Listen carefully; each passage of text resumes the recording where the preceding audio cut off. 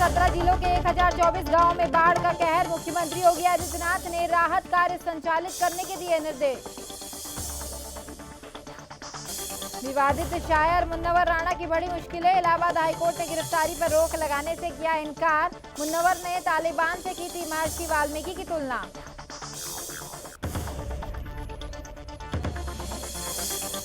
आज से झारखंड विधानसभा के मानसून सत्र का होगा आगाज। सत्र के दौरान सदन का सियासी पारा गर्म रहने के आसार। नियोजन नीति और रूपा तिर्की की मौत के मामले को लेकर विपक्ष को घेरने की तैयारी में सरकार।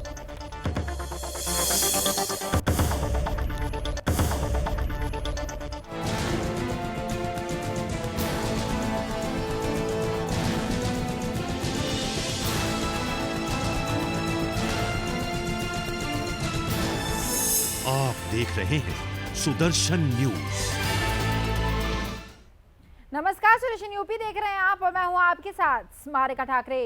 यूपी के बुलंदशहर में डेंगू और वायरल फीवर के प्रकोप से बचाव के लिए प्रशासन ने सभी तैयारियां शुरू कर दी है। इसी कड़ी में जिलाधिकारी रविंद्र कुमार ने जिला अस्पताल का निरीक्षण किया है और साथ ही जिलाधिकारी ने प्रशासनिक अधिकारियों के साथ मीटिंग भी की है।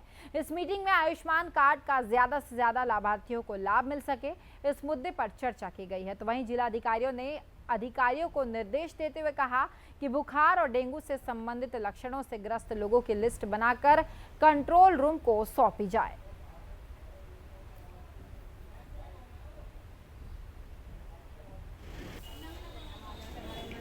अभी सेकेंड हाफ ऑफ सितंबर में आपके घर आयुष्मान भारत का सेकेंड फेज अभी चालू होगा।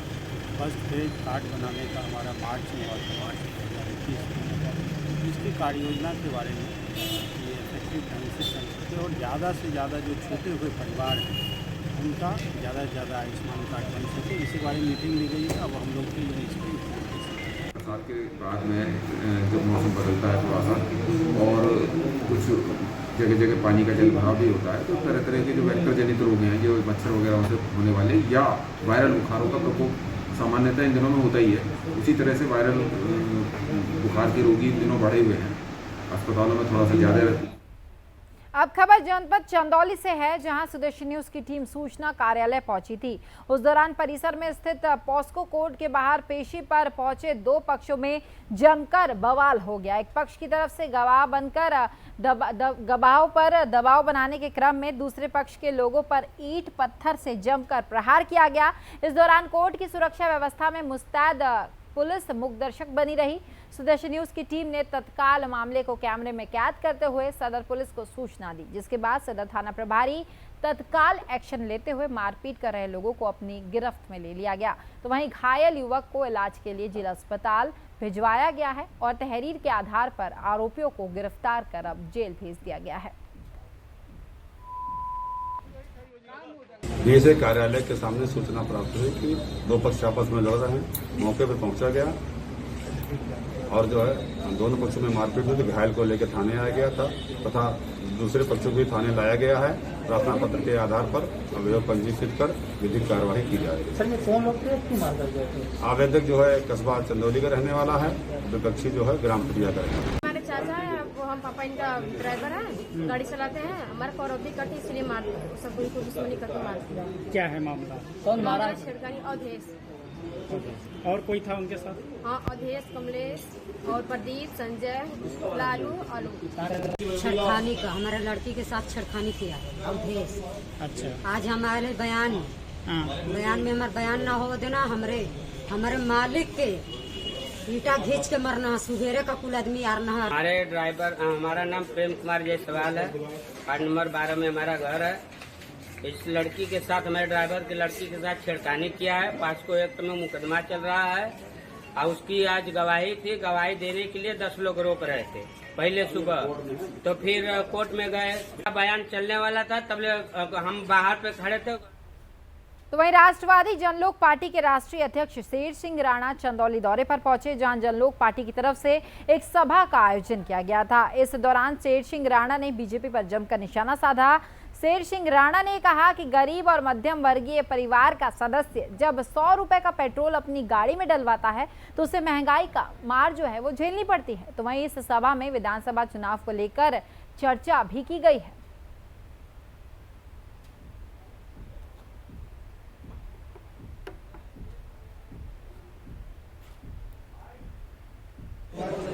यात्रा की शुरुआत की गई है और ये यात्रा चुनाव तक जारी रहेगी। इसका मकसद है कि जो प्रदेश की जनता में आखिरी पंक्ति में खड़ा हुआ व्यक्ति है उस तक हम पहुँचें, उसकी समस्याओं को जानें, उसको दूर करने का प्रयास करें और जब सत्ता में आए तो अगर आज हम उसकी परेशानी दूर नहीं कर पाए तो तब आकर उसकी सत्ता में आकर उसकी परेशानी को दूर करें। तो वहीं हाथरस में पुलिस को एक बड़ी कामयाबी हाथ लगी है। आपको बता दें कि पुलिस अधीक्षक के निर्देशन में अवैध मादक पदार्थों की बरामदगी और तस्करी के विरुद्ध चलाए जा रहे अभियान के तहत पुलिस की टीम ने संयुक्त कार्रवाई करते हुए 6 गांजा तस्करों को अब गिरफ्तार कर लिया है। तो वहीं गिरफ्तार गांजा तस्करों के पास से 727 किलोग्राम गांजा बरामद किया गया है, जिसकी अंतर्राष्ट्रीय बाजार में कीमत करीब 3 करोड़ 50 लाख रुपए बताई जा रही है। और साथ ही तस्करी में प्रयुक्त टाटा ट्रक और एक कार भी बरामद की गई है। फिलहाल पुलिस ने मामला दर्ज कर आरोपियों को अब जेल भेज दिया है। तो वहीं आरोपियों से पूछताछ जारी है।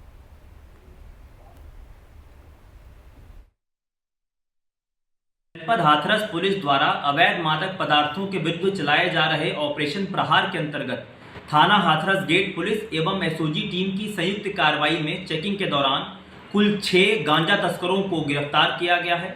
इनके कब्जे से करीब 727 किलो अवैध गांजा, जिसकी अंतर्राष्ट्रीय कीमत करीब 3.5 करोड़ रुपए है।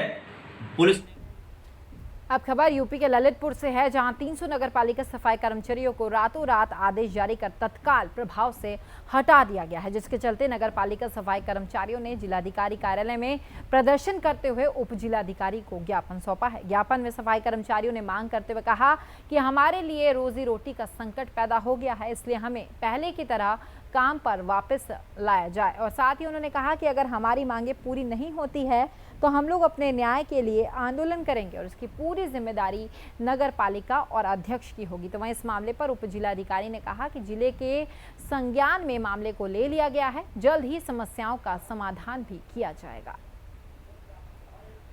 सफाई कर्मी है, लगभग 300 सफाई कर्मी जो आउटसोर्स से लगे हुए थे उनको नगर पालिका ने भी हटा दिया है, ये कहते हुए कि हमारे पास बजट नहीं है। तो ये लोग उसी का विरोध कर रहे हैं। इनका ये कहना है कि हमको उसमें वापस रखा जाए। तो आज ये लोग आए हुए लगभग 50 से 60 की संख्या में नगर पालिका के सफाई कर्मी यहाँ पे आए। ये सफाई ट्रेड यूनियन से मैं राष्ट्रीय महासचिव हूँ, महानगर परिषद से प्रदेश सचिव हूँ। यहाँ पर जो आज समस्या हम लोग लेकर आए हैं जिलाधिकारी महोदय के सम्मान में, वो ये है कि हमारे जो 300-400 लगभग सफाई कर्मचारी हैं आउटसोर्सिंग के, इनको बिना सूचना के और बिना किसी कारण मतलब के इनको हटा दिया गया है, जबकि यहाँ पर इन लोगों को कोरोना योद्धा का सम्मान दिया। तो वहीं मोदी नगर में उस समय हड़कंप मच गया जब भोजपुर थाना क्षेत्र के मुकीमपुर गांव में एक युवक को बदमाशों ने गोली मारकर उसकी हत्या कर दी। बताया जा रहा है कि युवक अपने खेत से वापस अपने घर लौट रहा था कि तभी अचानक मोटरसाइकिल पर सवार होकर बदमाश आए और युवक पर गोलियां चला दी, जिसके बाद पीड़ित युवक की घटनास्थल पर ही मौत हो गई है। तो वहीं आरोपी मौके से फरार हो गए हैं। स्थानीय लोगों ने मामले की सूचना पुलिस को दी, जिसके बाद मौके पर पहुंची पुलिस ने मामला दर्ज कर लिया और शव को पोस्टमार्टम के लिए अस्पताल भेज दिया है। फिलहाल मामले में आरोपियों की तलाश जो है वो भी जारी है। कैसे हुआ था, क्या हुआ था? ग्राम मुकीमपुर थाना भोजपुर में नरेश नामक व्यक्ति गोली मार दी गई है, जिससे उसकी मौके पर ही मृत्यु हो गई है। परिवारिकजनों ने जान पहचान के लोगों पर शंका जताई है, जांच की जा रही है, तरीफ प्राप्त कर आवश्यक विधिक कार्रवाई की जाएगी। किसी ने उनके गोली मार दी। कब की बात है ये? ट्यूशन गया। तुम कितने बहन भाई हो? हम 3 बहन है, तो मैं अकेला हूँ। एक बहन है। यहाँ अभी गोली मारी है, 2 पता नहीं गोली मारी है। कौन लोग थे, कुछ पता है उनका? सीने में मारी। कितनी गोली मारी गई थी? देखा नहीं, वैसे 2-4 जन 5 गोली मारी है। अच्छा, किस टाइम घटना है? किस टाइम हुआ? मोदी नगर के भोजपुर थाना क्षेत्र में एक युवक की गोली मारकर हत्या कर दी गई है। युवक कल शाम तकरीबन 6 बजे अपने खेत पर घूमने गया था। वहां से लौटते वक्त उसे अज्ञात बाइक सवार 2 बदमाश ने गोली मार दी है। जानकारी मिली है कि गोली मारने के बाद युवक की मौके पर ही मौत हो गई है और जो गोली मारने वाले थे, हत्या करने वाले लोग, उसकी बाइक भी वहाँ से लेकर चले गए। जैसे ही जानकारी परिजनों को हुई, परिजनों ने मौके पर पहुँचकर पुलिस को सूचना दी और उसके बाद पुलिस मौके पर पहुंची। पुलिस ने मौके पर पहुंचकर वहां पर डेड बॉडी को पोस्टमार्टम के लिए भेज दिया है और हर संभव मदद करने के लिए परिवार से पुलिस ने आश्वासन दिया है। जितेंद्र कुमार, सुदर्शन न्यूज। अब खबर यूपी के मुरादाबाद से है, जहां रेलवे की व्यापार ठेकेदारों की तरफ से गाड़ियों के निर्धारित प्लेटफॉर्म पर नहीं आने को लेकर प्लेटफॉर्म पर धरना प्रदर्शन किया गया। आपको बता दें कि ठेकेदारों का यह कहना है कि प्लेटफॉर्म नंबर 2 और 3 की निर्धारित गाड़ियां प्लेटफॉर्म 4 और 5 पर चल जाती है और साथ ही उन्होंने कहा कि प्लेटफॉर्म नंबर 2 और 3 पर केवल माल गाड़ी को जानबूझकर खड़ा कर दिया जाता है, जिसके चलते हम रेलवे अधिकारियों से शिकायत कर चुके हैं, लेकिन अब तक समस्याओं का समाधान नहीं किया गया है।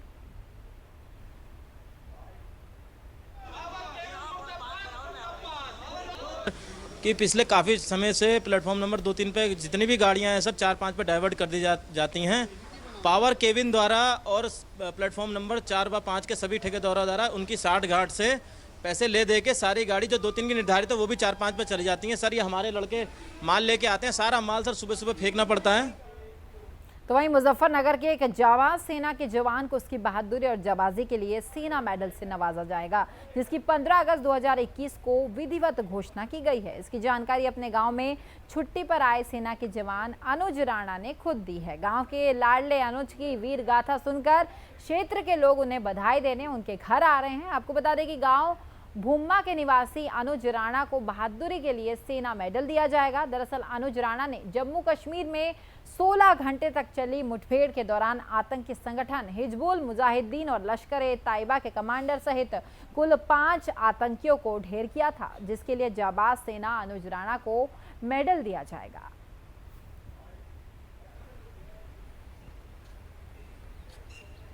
सोलह घंटे चले इस ऑपरेशन के लिए आपको सेना मेडल दिया जा रहा है। इस ऑपरेशन के दौरान ऐसा क्या खास रहा कि जो सेना मेडल दिया जा रहा है? ऑपरेशन में तकरीबन मैं ऑपरेशन टीम में ही था और ये ऑपरेशन सोपिया में, जम्मू कश्मीर में सोपिया गांव के एक जंगल में हुआ था। इसमें 5 आतंकवादी घिरे हुए थे, जिसमें हमने 2 रात में न्यूट्रलाइज कर दिए थे, 2 मार दिए थे और 3 सुबह ऑपरेशन हुआ। तो उन्होंने ताबड़तोड़ रात में फायरिंग चलती है। मेरे बेटे ने बहुत बहादुरी का काम करा है और गांव में आके बधाई दे रहे हैं, सब खुशी का माहौल है। तो वहीं मुजफ्फरनगर में एक दिल दहला देने वाला मामला सामने आया है। आपको बता दें कि अपनी भाभी से मामूली बात को लेकर हुई कहासुनी को लेकर एक बेरहम चाचा ने अपने ही 5 साल की मासूम भतीजे को गांव से बाहर बंद पड़े मकान में ईंट से पीट कर मौत के घाट उतार दिया। जब शाम तक मासूम बच्चा अपने घर नहीं पहुंचा तो परिजन बच्चों के गुमशुदा होने की शिकायत दर्ज करवाने के लिए थाने पहुंचे, जिसके बाद पुलिस ने मामला दर्ज कर गुमशुदा बच्चे को ढूंढने में लग गई। इसी बीच पुलिस ने जब मृतक बच्चे के चाचा से जानकारी ली तो उसने सारा घटनाक्रम बताया, जिसके बाद पुलिस ने शव को पोस्टमार्टम के लिए भेज दिया है और साथ ही आरोपी को गिरफ्तार कर जेल भी भेज दिया गया है।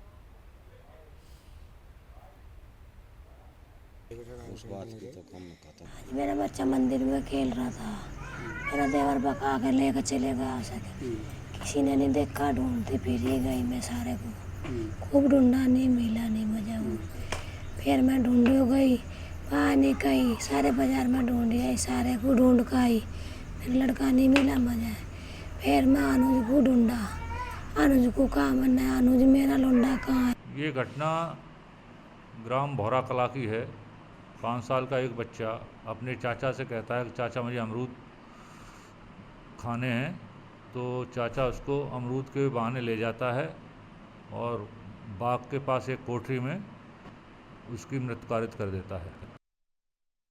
अगली खबर मुजफ्फरनगर से है, जहां 5 सितंबर को जनपद मुजफ्फरनगर में होने वाले किसान पंचायत पर शासन की पैनी नजर है। गड़बड़ी की आशंका को देखते हुए जोन के बड़े अधिकारियों ने मुजफ्फरनगर में डेरा डाल दिया है। इसी कड़ी में आईजी सहित एडीजी देर रात मुजफ्फरनगर पहुंचे, जहां सुरक्षा संबंधी तैयारियों का उन्होंने जायजा लिया। आपको बता दें कि अधिकारियों का फोकस इस बात पर है कि पंचायत में आने वाले लोग केवल पंचायत स्थल पर ही पहुंचे, शहर के बाजारों में नहीं घुस सके, ताकि चुनाव में किसी भी तरह की कोई भी गड़बड़ी ना हो और चुनाव जो है वो शांतिपूर्ण तरीके से समाप्त हो सके। किसान मजदूर वर्ग को अपने साथ जोड़ रहा है, आज किसान विद्यार्थी को अपने साथ जोड़ रहा है, आज किसान, महिला किसान को आगे लेके आ रहे हैं, क्योंकि आज का किसान आंदोलन ये सिर्फ 3 कानून खत्म करने का आंदोलन नहीं बचा। अब ये सिर्फ एमएसपी हासिल करने का कानून का आंदोलन नहीं बचा। 5 तारीख में किसान महापंचायत है, इसके लिए जो कि राजकीय इंटर कॉलेज मुजफ्फरनगर में है, इसके लिए जनपद पुलिस और प्रशासन अपनी तैयारियां कर रहा है। हम लोगों ने अपना विभिन्न चीज़ों का आकलन किया है, फोर्स की अवेलेबिलिटी, फोर्स की डिमांड, बाकी सारी चीज़ें देखी गई हैं और लगातार इसमें मॉनिटरिंग की जा रही है हमारे स्तर से, सीनियर अधिकारियों के स्तर से, ताकि किसी भी प्रकार से कानून व्यवस्था की कोई समस्या ना हो और जनपद में सारी चीज़ों को देखते हुए व्यवस्था की जाए। ट्रैफिक डाइवर्जन के जो रूट प्लान्स बनाए गए हैं वो कल भी और परसों भी मीडिया के माध्यम। तो वहीं सहारनपुर में लगातार बढ़ती महंगाई को लेकर राष्ट्रीय लोकदल के कार्यकर्ता जिला अधिकारी के कार्यालय पहुंचे, जहां कार्यकर्ताओं ने गैस सिलेंडर के बढ़ते दामों को लेकर प्रदर्शन करते हुए राष्ट्रपति के नाम एक ज्ञापन सौंपा है। इसी कड़ी में गैस सिलेंडर पर बढ़ाए गए 25 रुपए को लेकर राष्ट्रीय लोकदल के कार्यकर्ताओं ने हकीकत नगर धरना स्थल पर इकट्ठा होकर गैस सिलेंडर को श्रद्धांजलि देते हुए उसकी अर्थी निकाली और साथ ही मिट्टी के चूल्हे पर लकड़ी से आग जलाकर रोटियां बनाकर अपनी पुरानी परंपरा को दर्शाया है। तो वहीं राष्ट्रीय लोकदल के जिला अध्यक्ष ने कहा कि हाल ही में जो गैस सिलेंडर पर 25 रुपए बढ़ाए गए हैं, उसके विरोध में राष्ट्रीय लोकदल आज ये प्रदर्शन कर रहा है। आज राष्ट्रीय लोकदल जनपद सहारनपुर हाल ही में जो 25 रुपये गैस सिलेंडर पर बढ़े हैं उसके विरोध में प्रदर्शन कर रहा है। इसी महीने में, पिछले 1 महीने में गैस के सिलेंडर के 75 रुपये प्रति सिलेंडर बढ़ चुका है। ये सरकार बिल्कुल उदासीन सरकार हो गई है, इसके कान पे जू नहीं रेंग रही। आज राष्ट्रीय लोकदल के कार्यकर्ता सिलेंडर को श्रद्धांजलि देते हुए उसकी अर्थी निकाल रहे हैं। तो वहीं सीतापुर में उस समय हड़कंप मच गया जब जेल रोड पर स्थित आरा मशीन के प्रांगण में युवक की संदिग्ध परिस्थितियों में मौत हो गई। तो वहीं इस मामले पर परिजनों का यह कहना है कि मृतक युवक कई साल से सीताराम अग्रवाल की आरा मशीन पर काम करता था और मृतक युवक की माता भी वहां पर साफ सफाई का काम किया करती थी। तो वहीं इस मामले में परिजनों ने मालिक पर आरोप लगाते हुए कहा कि युवक की हत्या की गई है। फिलहाल परिजनों ने मामले की शिकायत थाने में की है, जिसके बाद पुलिस ने मामला दर्ज कर लिया है और अभी मामले की जांच जो है वो जारी है।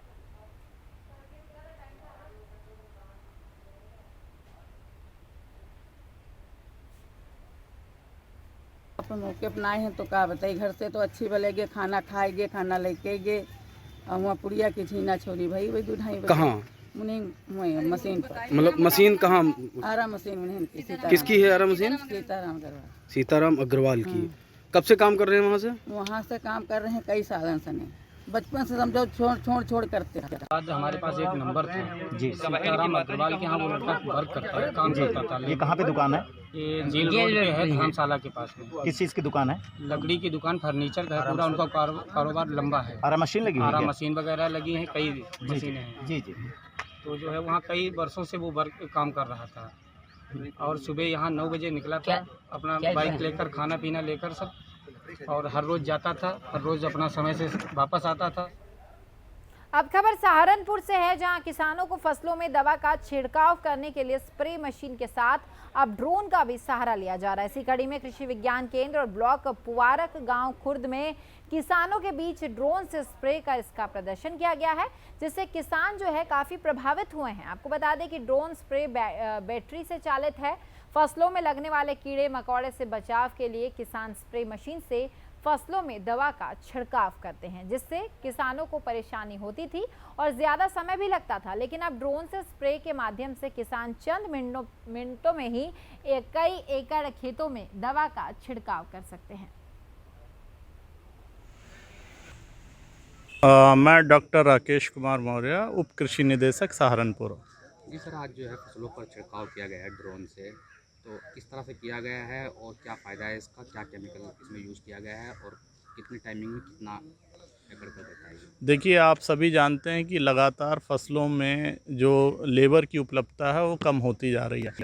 देखिए, ये ड्रोन एक नवीनतम तकनीकी है जिससे जो है कम पानी में, कम समय में, कम लागत पे हम छिड़काव कर सकते हैं फसलों में, चाहे कीटनाशी दवा का हो, चाहे फफूंदीनाशी दवा का हो, चाहे पोषक तत्व प्रबंधन की हो। महामंत्री सोनभद्र पहुंचे हैं, जहां बीजेपी और अल्पसंख्यक मोर्चा के कार्यकर्ताओं ने उनका जोरदार स्वागत किया। आपको बता दें कि जिला कार्यालय पर जिला अध्यक्ष की अध्यक्षता में कार्यक्रम का आयोजन किया गया। वहीं प्रदेश महामंत्री ने लोगों को संबोधित करते हुए कहा कि बीजेपी पार्टी ने प्रदेश के नेतृत्व के लिए मुझे पार्टी की जिम्मेदारी दी है। इस जिम्मेदारी को पूरी लगन और मेहनत से आप सभी के सहयोग से मैं निभाने की कोशिश करूंगा। और साथ ही उन्होंने कहा कि बीजेपी सरकार में अल्पसंख्यक समुदाय का सम्मान है, सभी कार्यकर्ता पूरी मजबूती के साथ काम करें। आप सबके सौभाग्य से मुझे जो ये दायित्व मिला है उस पर बहुत ज़्यादा कुछ तो नहीं, लेकिन मैं इतना ही कहूँगा कि उत्तर प्रदेश में अल्पसंख्यक समुदाय में जो एक गलत धारणा पहले बनाई गई, उन्हें बैठाई गई उनके मन में पूर्व की सरकारों द्वारा कि भारतीय जनता पार्टी कहीं ना कहीं से मुस्लिमों के विकास नहीं करती, लेकिन तमाम विकास के कार्य किए गए हैं उन तक बताने का काम करेंगे और अधिक से अधिक सभी लोगों को अपनी भारतीय जनता पार्टी के साथ जोड़कर इस कारोबार को और आगे बढ़ाने का काम किया जाएगा। तो फिलहाल इस बुलेटिन में इतना ही। प्रदेश की सभी खबरों के लिए आप देखते रहिए सुदर्शन यूपी। नमस्कार।